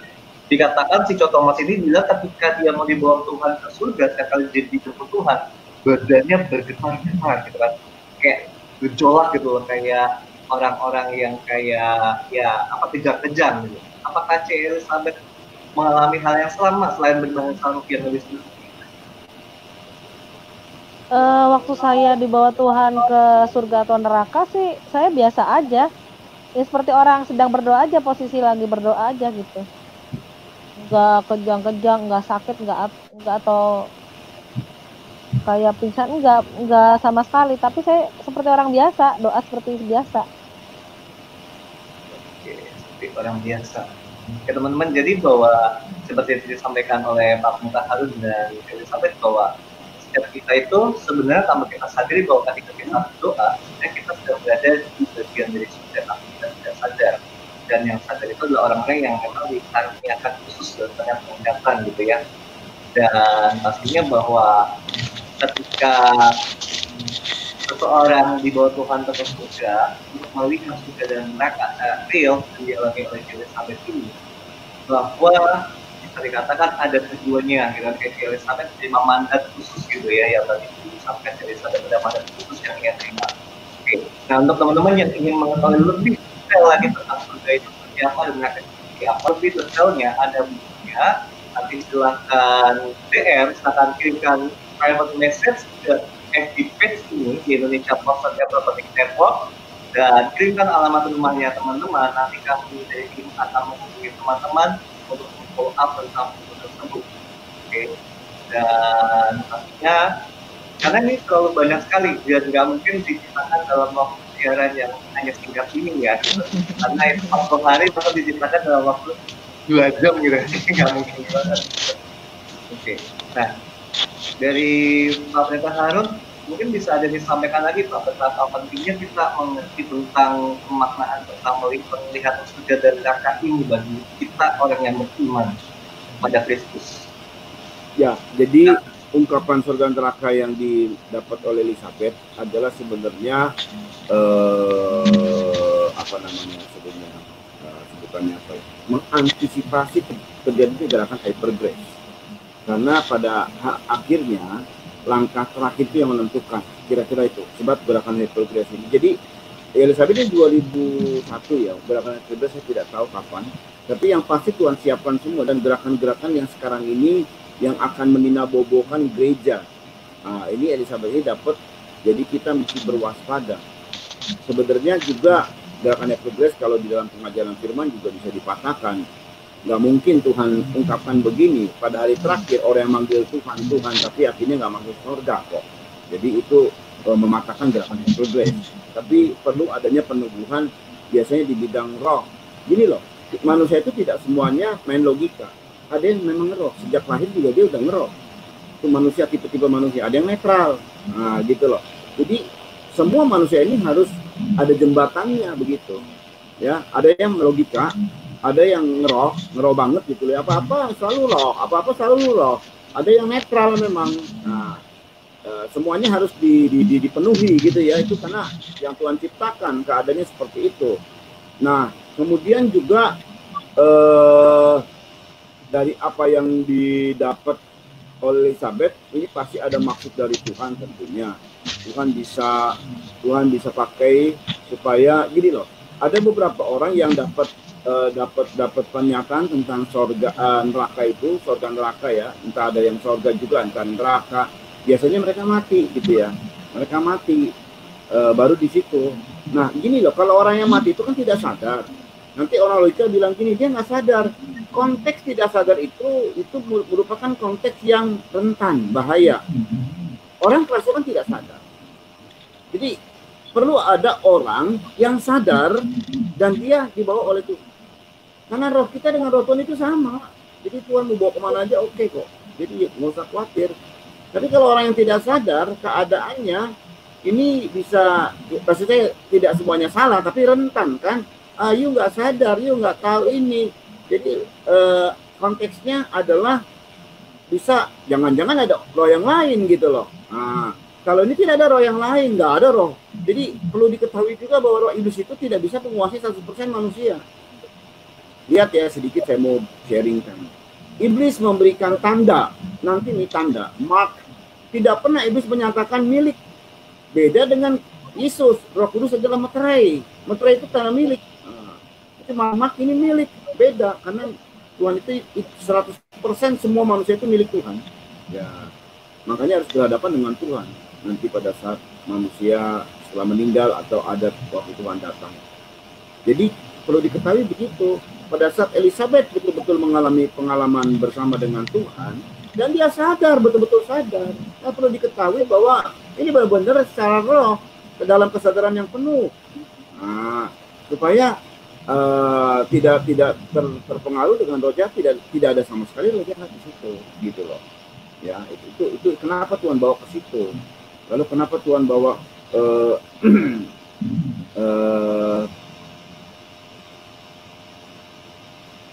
ya kenapa Tuhan bawa harus berbahasa roh selama 40 hari 40 malam supaya betul-betul antara Tuhan dengan pribadi Elizabeth secara khusus ya.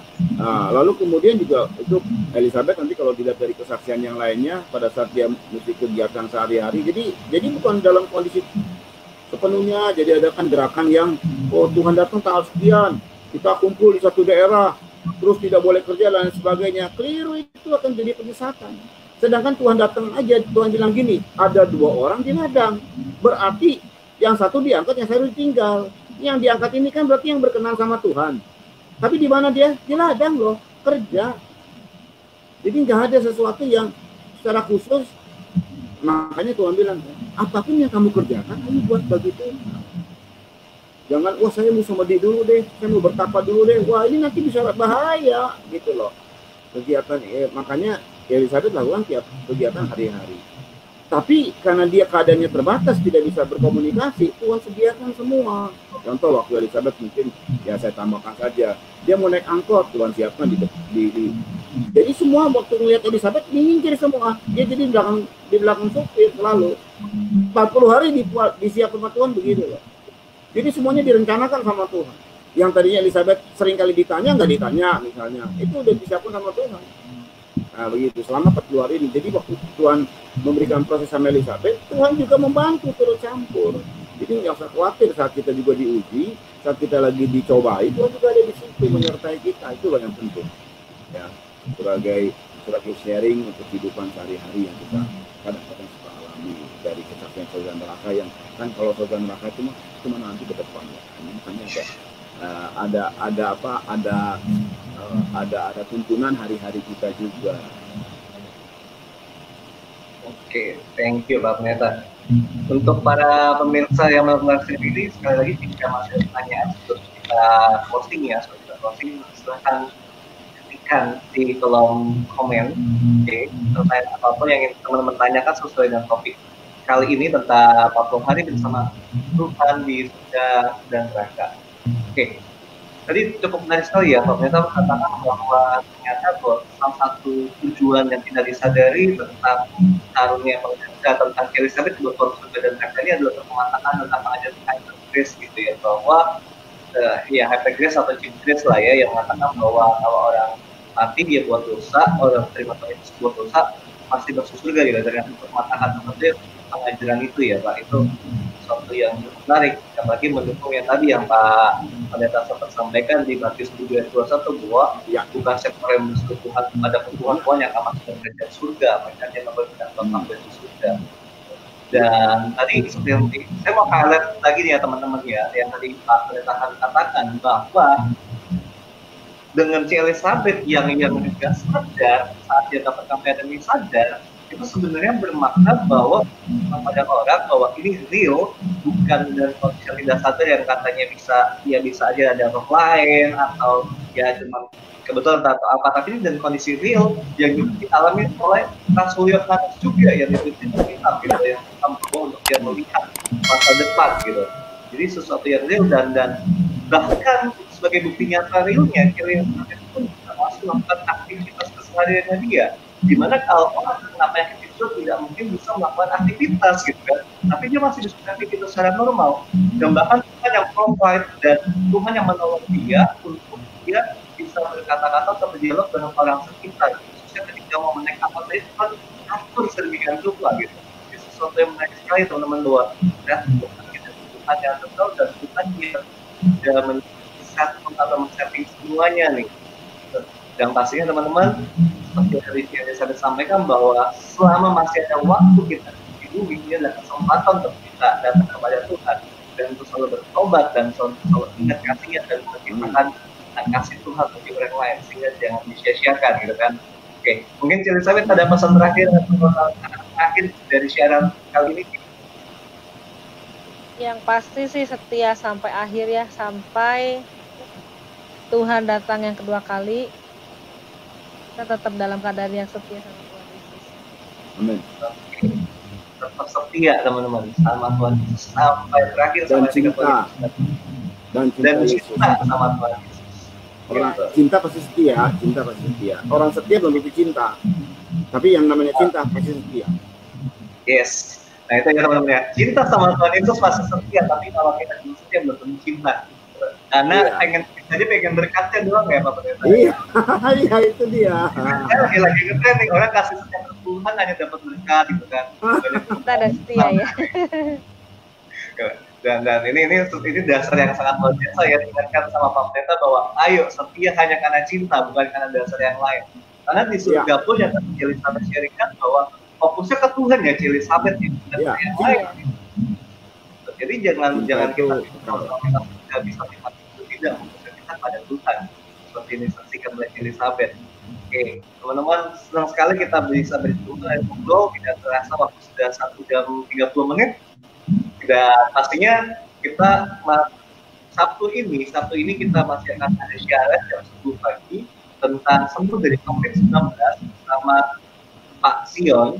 dan sebagai narasumber kesaksiannya, pasien yang mengalami mujizat Tuhan karena beliau itu dari salah satu gereja yang terkena klaster COVID, gitu kan. Nanti lebih detailnya di hari Sabtu saksikan saja sendiri.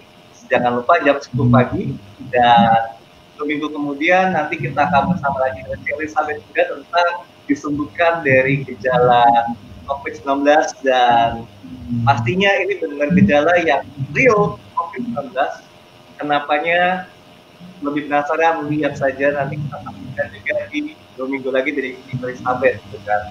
Dan saya yakin teman-teman pasti penasaran loh, ya kok bisa kena gitu kan. Nanti kita akan ngobrol lebih banyak lagi di 2 minggu lagi dengan Elizabeth ya teman-teman ya. Sekali lagi semuanya thank you so much buat waktu dan kesempatannya.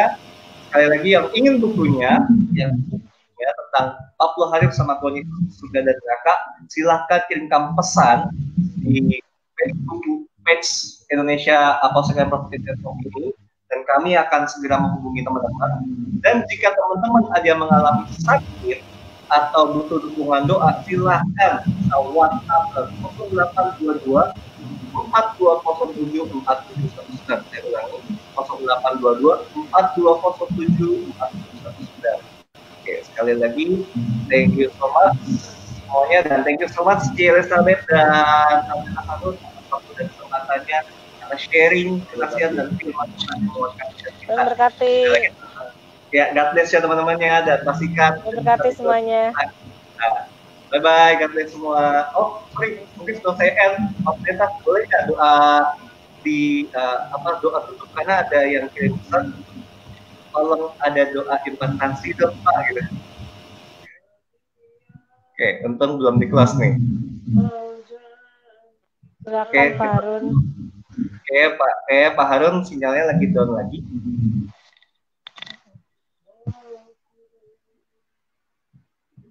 Oke, kita tunggu sebentar ya teman-teman ya.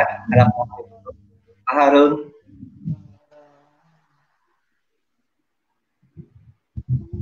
Oke, beliau kayak terputus.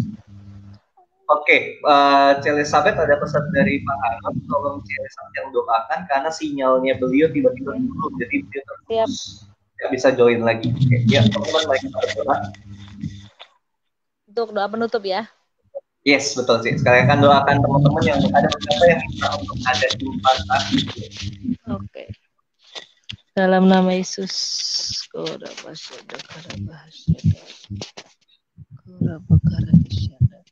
Bapak, dalam nama Tuhan Yesus Kristus, kami sepakat malam hari ini Bapak. Kami berdoa untuk orang-orang, untuk semua orang yang ada yang sedang menikmati, menonton live streaming ini ya Bapak. Kau tahu permasalahan mereka, ada yang dalam keputusasaan, ada yang dalam permasalahan yang sangat berat. Kami yakin dan percaya Bapak, pertolongan-Mu tepat pada waktunya. Di dalam nama Tuhan Yesus Kristus. Ada yang dalam keadaan sakit, kami yakin dan percaya kuasa-Mu tidak terbatas tempat dan waktu. Kami percaya saat hari ini juga Engkau yang menyembuhkan, Engkau yang menjamah, dan dengan kuasa bilur-bilur-Mu menjadi sembuh. Di dalam nama Yesus Tuhan. Kami yakin dan percaya Bapa dalam nama Yesus Tuhan, malam hari ini Engkau yang mengunjungi secara pribadi setiap kami, setiap orang, setiap yang anak-anak-Mu ya Bapa yang sedang menonton live streaming ini Bapa, dimanapun mereka berada Bapa, Engkau yang menjumpai mereka secara pribadi, sehingga mereka kembali merasakan kasih-Mu Bapa, mereka kembali merasakan cinta yang mula-mula kepadamu ya Bapa, dan mereka akan tetap bertahan, apapun yang terjadi mereka akan tetap setia dan cinta kepada Tuhan sampai akhir hidup mereka. Dan kami yakin dan percaya surga adalah bagian dari kami semua Bapak, anak-anak-Mu yang percaya kepadamu Bapak. Terima kasih Bapak, terima kasih Yesus Tuhan. Kami yakin dan percaya hari-hari ini adalah hari-hari di mana kami akan terus merasakan kehadiran-Mu, akan terus merasakan pemeliharaan-Mu Bapak. Tidak sedetik pun Engkau meninggalkan kami Bapak. Engkau selalu ada bersama dengan kami, menyertai kami dimanapun kami berada Bapak. Dan Engkau sendiri yang Bapa, Engkau yang menjamah orang-orang yang sudah lama meninggalkan Tuhan hari-hari ini. Orang-orang yang sudah lama tidak percaya lagi kepadamu ya Bapa, dalam nama Tuhan Yesus Kristus. Saat hari ini juga dalam nama Yesus Tuhan. Dalam nama Yesus Tuhan. Kami yakin dan percaya apapun yang menjadi permasalahan dan yang mengikat mereka, kami sepakat dalam nama Yesus Tuhan, Kau yang melepaskan mereka dan supaya mereka kembali kepada Tuhan Yesus Kristus. Terima kasih ya Bapak, dalam nama Tuhan Yesus Kristus kami mengucap syukur buat malam hari ini. Sungguh kami masih ada, ini adalah kasih Tuhan, ini adalah merupakan anugerah Tuhan dan merupakan kesempatan yang dari Tuhan untuk kami terus mengalami perjumpaan pribadi dan terus bertobat setiap hari dalam kehidupan kami untuk terus menjadi lebih baik dan terus mempunyai hati yang cinta Tuhan. Terima kasih ya Bapak, dalam nama Tuhan Yesus Kristus kami mengucap syukur. Haleluya, amin. Amin. Oke, thank you Elizabeth, thank you semuanya atas yang semuanya. God bless. Sampai ketemu lagi next time. Bye.